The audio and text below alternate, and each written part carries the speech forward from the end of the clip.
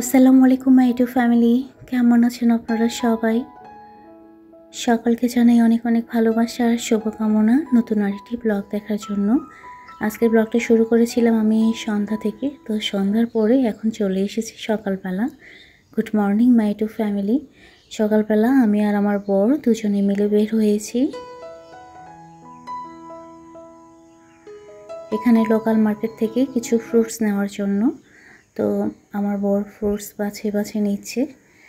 আর আজকের ব্লগটা আমি খুব বেশি বড় রাখিনি, কারণ আমি খেয়াল করলাম যে দেশের বাইরে আমি আসার পর থেকে যে ভিডিও দিয়েছি সেরকম ভালোবাসার আপুদের কাছে সাড়া পাইনি।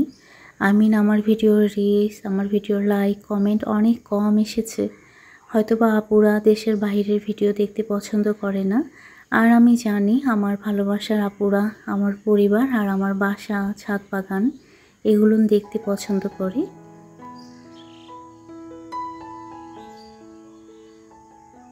কিন্তু আমি যেহেতু ট্রিটমেন্টের কারণে বাইরে এসেছি, তো প্রতিদিন যদি ব্লগ না দিই তাহলে আমার চ্যানেলটা ডাউন হয়ে যাবে। এজন্য এখনকার ভিডিও শেয়ার করা, এই আর কি। তো সকালের নাস্তা আমরা খেয়েছি, পছন্দের নাস্তা, আপনারা ইতিমধ্যে হয়তো খেয়াল করেছেন। তো নাস্তা খাওয়ার পরে ওই যে দিদি যে গাছের জাম্বুরা নিয়ে এসেছিল সেই জাম্বুরাটা এখন কেটে নিচ্ছি। কেটে ছিলে নিচ্ছি, যদিও এখন খাবো না, এটা পরে খাবো। এদিকে আমার বর হসপিটালে গিয়েছে, তার আগে আলমারি থেকে সব জিনিসগুলো বের করে দিয়েছে। আমি এখন এগুলো লাগেজের মধ্যে গুছিয়ে নেব। আলহামদুলিল্লাহ আমাদের ভিসা হয়ে গিয়েছে, যার কারণে যাওয়ার প্রস্তুতি। তো সব কিছু গুছিয়ে নেওয়ার পরে দুপুরের আমরা খাবার খেয়ে এখন বের হয়েছি, একটা জায়গায় যাব।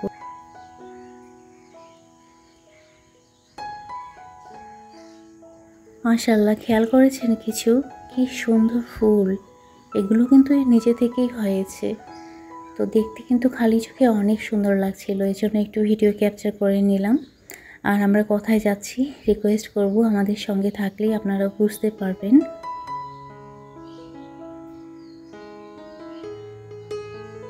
গত ব্লগে আমি বলেছিলাম আশা পূরণের কথা।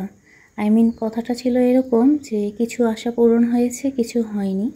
তো এই কথাটা শুনে সুপ্রিয়া ঘর corner, simple lifestyle blog, Sadia Khanam, Liza, Shafin Sheikh আপুরা সবাই বলেছে যে শুনে খুব খারাপ লাগলো। তারপরও আপুরা এটাও বলেছে যে আসলে জীবনে যা কিছু হয় সব কিছুর পেছনেই মঙ্গল আছে। এ কথাটা আমি একদম মনে প্রাণে বিশ্বাস করি। আসলে যা কিছু হয় সব কিছুর পেছনে মঙ্গল আছে। তো এই গাছটা দেখেন, মনে পড়ে গেল সেই ছোটোবেলার কথা। দাদা বাসায় উঠানের মধ্যে বেশ কয়েকটা গাছ ছিল, আর বেশ কয়েক কালারের ছিল। যখন ফুল ফুটতো খুব সুন্দর লাগতো।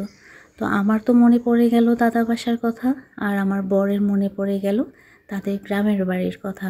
তাদের গ্রামের বাড়িতেও নাকি এরকম একটা গাছ ছিল।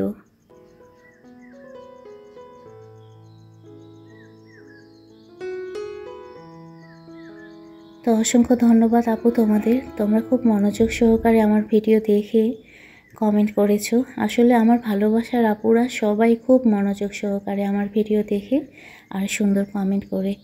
আচ্ছা, একটা জিনিস দেখেন, এটা কিন্তু সাইকেল স্ট্যান্ড। যদি কেউ চায় যে সাইকেল নিয়ে ঘুরবে, তাহলে এই সাইকেল স্ট্যান্ড থেকে সাইকেল ভাড়া কিন্তু নেওয়া যায়, পার ঘন্টায় 100 রুপি।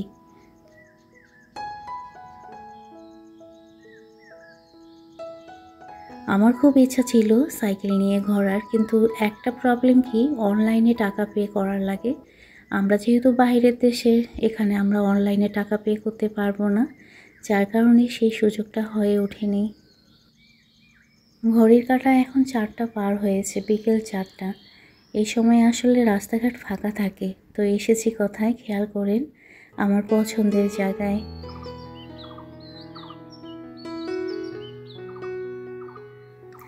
এই জায়গাটাতে না 18 তলা বিল্ডিং বেশ কয়েকটা আছে, যার কারণে জায়গাটার নাম 18 তলা। এটা সবাই এক কথাই জানে যে নিউ টাউনের 18 তলা। আর এইখানে যে নার্সারিটা, এটা আমার খুব পছন্দের নার্সারি। এখান থেকে বেশ কয়েকটা গাছ আমি নিয়ে গিয়েছি, তার সঙ্গে সিরামিকের যে পটগুলো যেগুলোতে আমি প্লান্ট লাগাই। দেখেন কতগুলো। আমার বড় দেখতেছে যে কি নেওয়া যায়।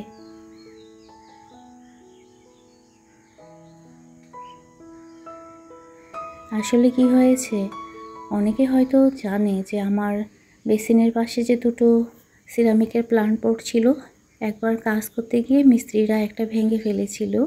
তো সেরকম যদি পাওয়া যায় তো আমি নেব দেখে এসেছি। আজকে আমরা চলে যাব, কিন্তু আমার মন মানেনি, তারপরও আমি এই অবস্থায় কিছুক্ষণের জন্য নার্সারিতে চলে এসেছি।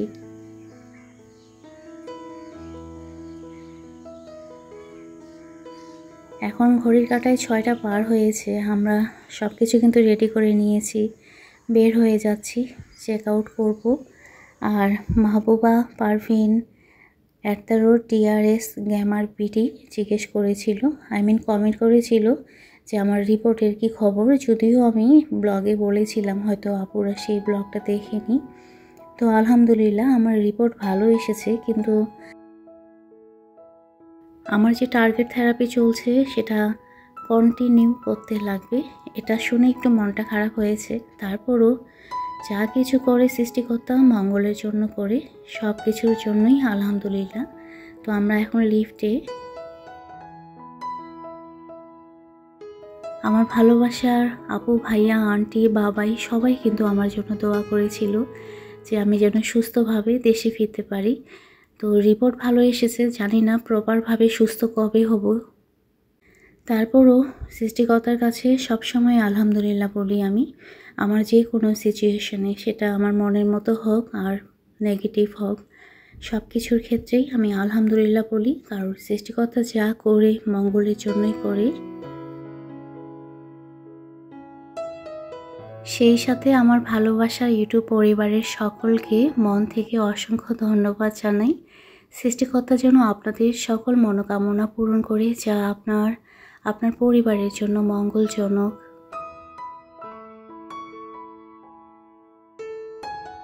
এদিকে আমরা গেস্ট হাউস থেকে কিন্তু রওনা দিয়ে দিয়েছি উবারে করে। 1 নম্বর গেটে যায় থামবো, এয়ারপোর্ট 1 নম্বর গেটে। ওখান থেকে কিন্তু আমরা বাসে করে, একটু খেয়াল করেন, আমি বাসের স্লিপার থেকে একটু বাইরের ভিউ শেয়ার করতে চেয়েছিলাম, কিন্তু বাসের গ্লাসটা ছিল একদম অপরিষ্কার, তো ঘলা ঘলা এসেছে।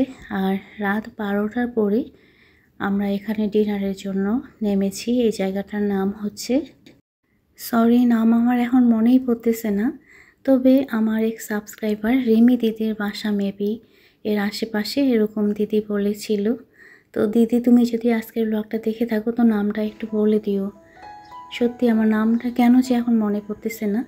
তো ডিনারের পরে কিন্তু ঘুমিয়ে গিয়েছিলাম। আর এদিকে কি হয়েছে, ফারাক্কাবাদের ঠিক এপারে 4 ঘন্টা জ্যামের মধ্যে আমরা আটকা ছিলাম, যেটা কিন্তু বুঝতেই পারিনি, ঘুমন্ত অবস্থায় ছিলাম। হঠাৎ করে গাড়ির হর্ন শুনে জানালার পর্দাটা সরিয়ে দেখি যে ভোর হয়ে গিয়েছে। তো নদীর থেকে সূর্যটা খেয়াল করেন, দুটো সূর্য খালি চোখে দেখতে কিন্তু বেশ সুন্দর লাগছিল, ক্যামেরায় সেভাবে ফুটে ওঠেনি কারণ গ্লাসটা একদম ঘোলা ছিল। জানি না আমার সঙ্গে এখন পর্যন্ত কে কে আছেন, তারপরও রিকোয়েস্ট করি, যদি ভিডিওটা ভালো লাগে তাহলে একটা হেলদি কমেন্টের পাশাপাশি ভিডিওতে একটা লাইক করে দেবেন। ওকে, সকালের পরিবেশের সাথে নদীর ভিউ একটু এনজয় করব আর আপনাদের কাছ থেকে এখানেই বিদায় নেব। ইনশাল্লাহ নেক্সট ভিডিও বাসার শেয়ার করার চেষ্টা করব। তো আজকের মতো এই পর্যন্ত, সবাই ভালো থাকবেন। ওকে।